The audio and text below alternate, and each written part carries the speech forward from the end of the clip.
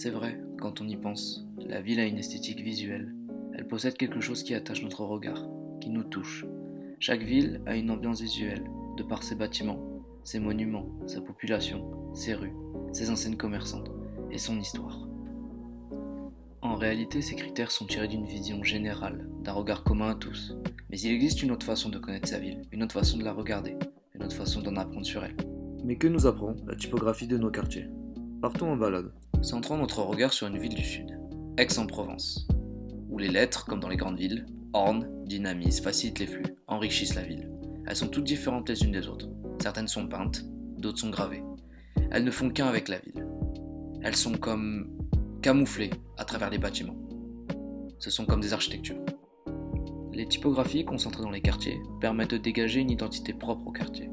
Par exemple, le lavomatique du VIX, avec sa typographie faite à la main, est un incontournable pour les habitants qui y sont attachés. La simplicité des lettres les symbolise.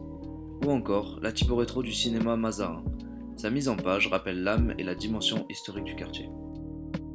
Les typographies concentrées dans les quartiers permettent de dégager une identité propre au quartier, en créant une toile de lien entre la forme technique des lettres, c'est-à-dire la chasse, la graisse, le style, la famille et le quotidien de vie du quartier, son histoire, ses habitants.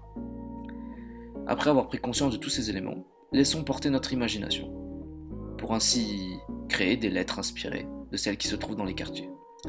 Cela donnerait naissance alors à une innombrable série de typographies symbolisant le quartier. C'est comme si on leur donnait un nouveau nom, une nouvelle esthétique.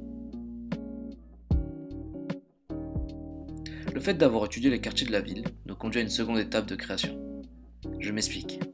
Après avoir analysé et créé des lettrages symbolisant les quartiers, que faisons-nous de ces lettrages? Que se passerait-il si l'on rassemble ces typographies? Ne pourrait-on pas créer un lettrage pour la ville en prenant compte de certaines caractéristiques des quartiers?